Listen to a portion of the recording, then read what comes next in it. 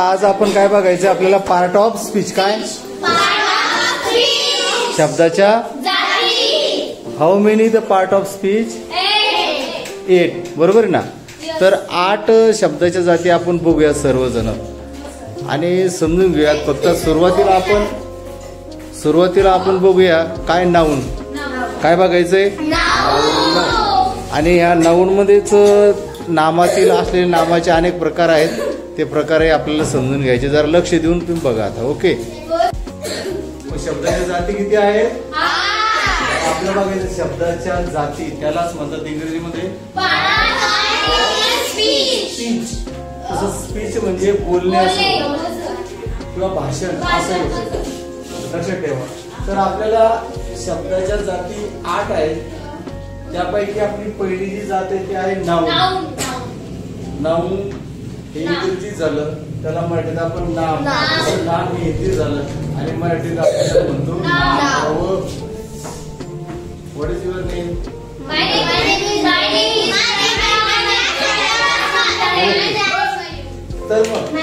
तर या ठिकाणी इंग्रजी डेफिनेशन आपल्याला समजून घ्यायची। या डेफिनेशन मध्ये सांगितलंय nouns are the words that म्हणजे नाउन असा एक शब्द आहे की तो कशासाठी वापरला गेलेला आहे द नेम्स कशाची नावं कशाची नावं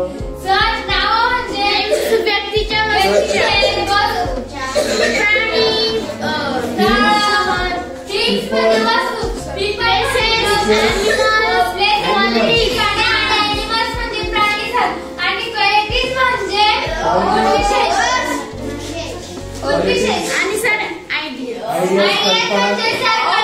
कल्पना किंवा मग म्हणजे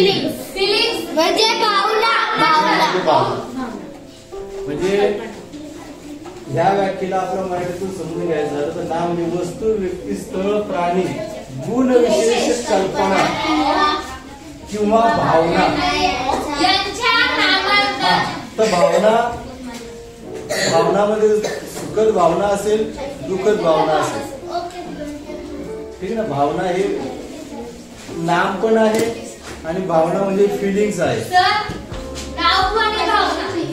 नाव पण आहे भावना पण आहे। तर यांच्या नावाला काय म्हणायचं नाम असं म्हणतात ठीक आहे। मग यामध्ये आपण एक्झाम्पल जर आपण बघितलं पेन हे कशामध्ये आलं वस्तूमध्ये